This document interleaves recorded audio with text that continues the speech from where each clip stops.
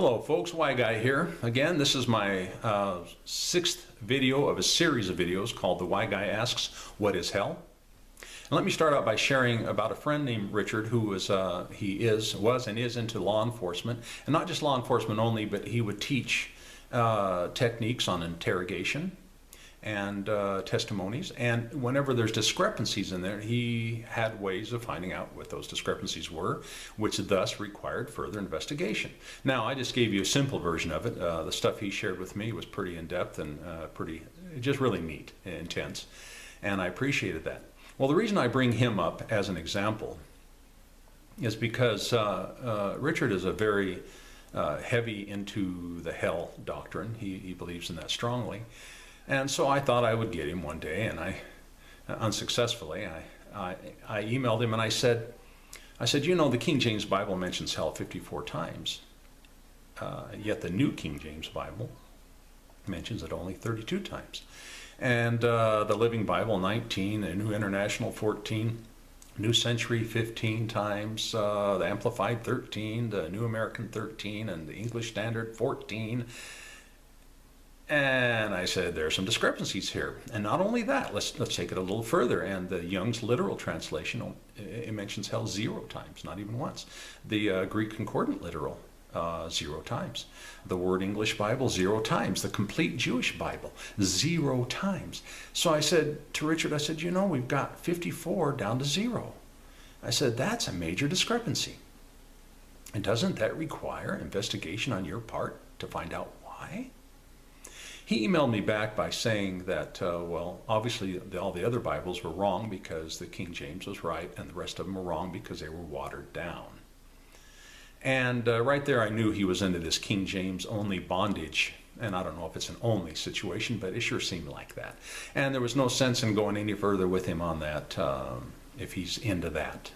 That right there shut that down. Well, folks, if you walk like a duck, talk like a duck, smell like a duck, believe like a duck, you know what, more than likely you are a duck. Most of my viewers wouldn't consider themselves ancient Roman Catholics.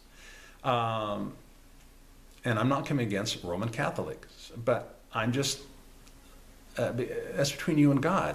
I'm just trying to say that if most of my viewers don't consider themselves that, then why do you believe everything that was handed down from ancient Roman Catholicism? You believe it, hook, line, and sinker. Now let me explain why. For centuries, when letters were handed around, and even while the apostles were still alive, and the scribes, their letters were being tossed around and handed around. They were translated into Greek.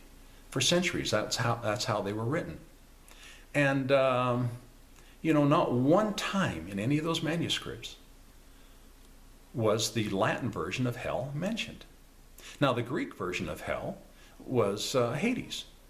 And Hades came from the Jewish word Sheol. Now, here's a very important question.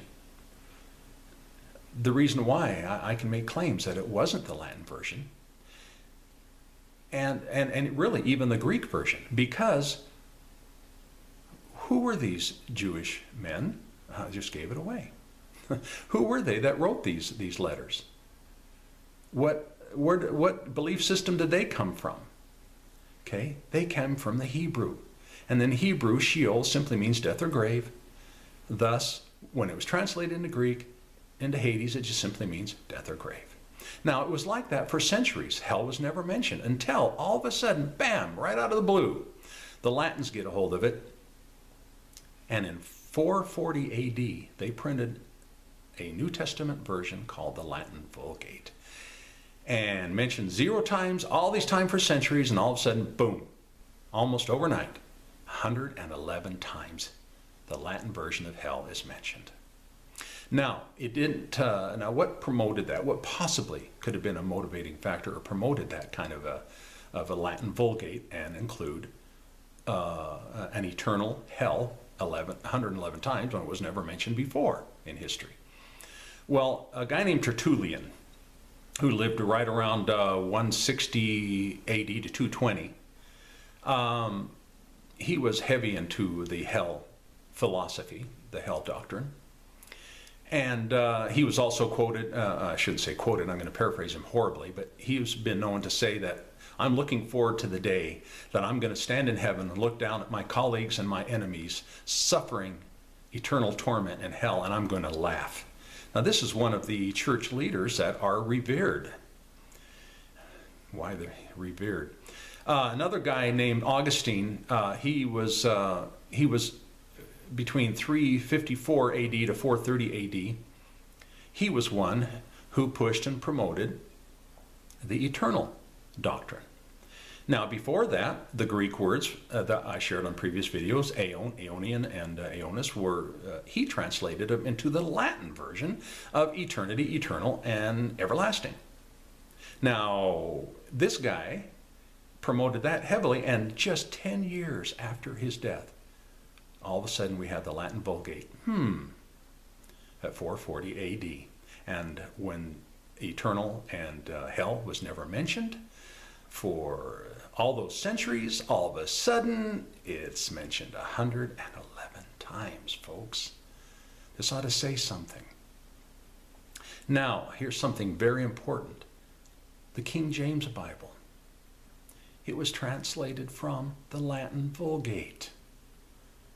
Now, for Richard and people like Richard, I want to say, if you're going to use hell as your basis for accuracy and for non-watering down, weird way to put it, then why don't you folks get a English version of the Latin Vulgate, because it mentioned hell 111 times.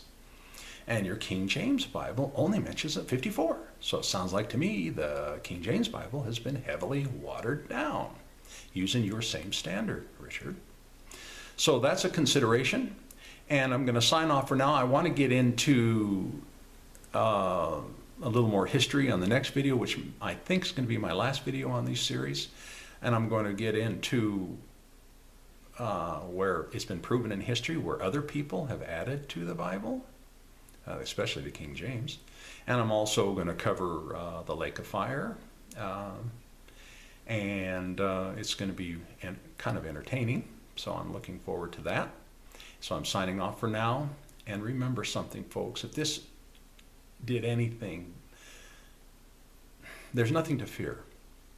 I just want to stress that again. And I'm going to stress this a lot. God's love is perfect. And the perfect love of God casts out all fear. So if this rattles your cage, rocks your boat, any of this, there's no need to fear. Okay? You can put your trust in God. You cannot put your trust in men. You cannot put your trust in how men translated key words and verses out of the Bible. It takes a little bit more research. Don't be like my friend Richard and just push this off aside. Research these things. Okay? Practice what he preaches.